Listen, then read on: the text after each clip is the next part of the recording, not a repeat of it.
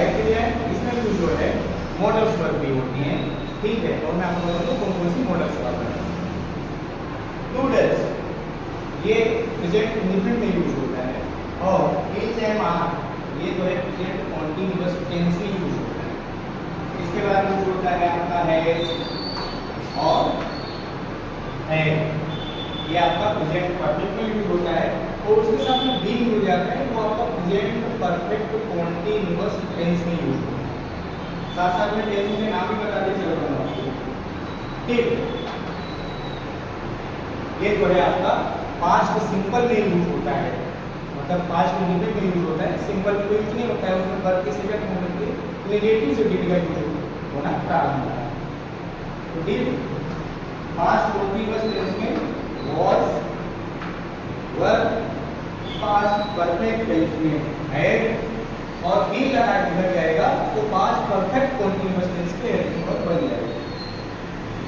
इसके बाद हम आ जाते हैं सबसे जो है उसका विल, आ जाता है फ्यूचर में विल सेड, ये आ जाएगा आपका फ्यूचर में इंडेफिनिट में will said. Future continuous tense में इसका भी बढ़ जाता है, विल बी सेड।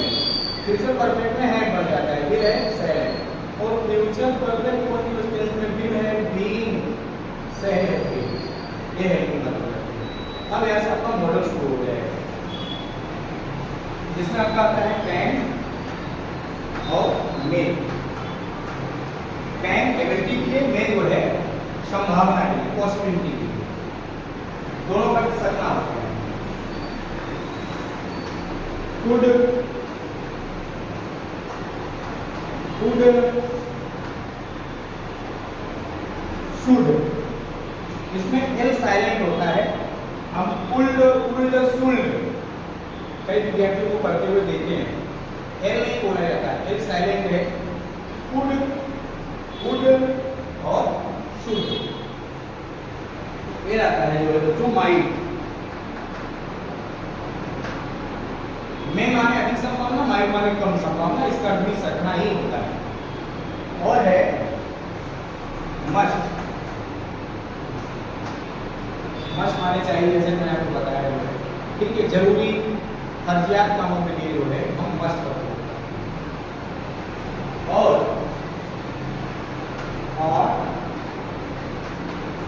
शुड, इसका भी अर्थ क्या होता है, जो है नैतिकता दर्शाने के लिए हम ऑन करते हैं, जो है ये आप जो है यहाँ से मॉडर्न एक्सोटिक वर्ब थी, ऊपर आपकी जो है सब हेल्पिंग वर्ब है, ठीक है। और ये इतना अगर हमें याद हो जाए, ये अगर हमें इतना याद हो जाए जो है, तो आपको रीडिंग के साथ साथ टेंस में आपको बहुत बड़ी मदद मिलेगी, क्योंकि टेंस में इन्हीं सब हेल्पिंग वर्ब का प्रयोग होता है। बस इनके आगे क्या होता है कि बीइंग या बीइंग जुड़ जाता है। जैसे बी और सैड है, तो इनके आगे चलकर क्या हो जाएगा, बी हो जाएगा, हैव हो जाएगा, हैव प्लस बीइंग हो जाएगा, फ्यूचर परफेक्ट कॉन्टिन्यूअस टेंस में आई लास्ट टेंस में, तो ये जुड़ जाते हैं लास्ट में। बाकी जो मेन हेल्पिंग वर्ब थी वो मैंने आपको बता दिया, और जो मॉडल वर्ब थी वो भी मैंने आपको बताया। और ये आप अच्छे से याद कर लीजिए, पहले हमने प्रोनाउन सीखा, अभी हम इसको सीख रहे हैं। अब हम सीखेंगे WH वर्ड, यानी प्रश्नवाचक शब्द जो है, अब हम WH वर्ड सीखेंगे।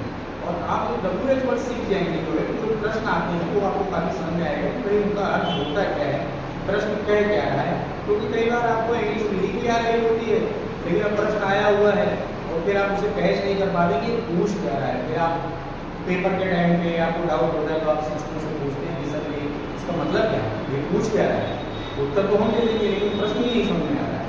तो WH वर्ड आप अच्छे से याद कर लीजिए, आपको प्रश्न समझ में आने लगेंगे। जैसे प्रोनाउन याद हो गया, हेल्पिंग वर्ब याद हो गए, फिर WH वर्ड याद करेंगे तो आपको जो है रीडिंग समझ में आएगी ही आएगी, आपको इंग्लिश, टेंस और जो प्रश्न है वो भी आपको समझ में आने लगेंगे। तो आइए अब इसके बाद हम देखेंगे जो है बच्चों WH वर्ड। और अगर वीडियो पसंद आई हो तो लाइक करें, शेयर करें, और अगर आपको और कुछ पूछना है तो जरूर कमेंट करें।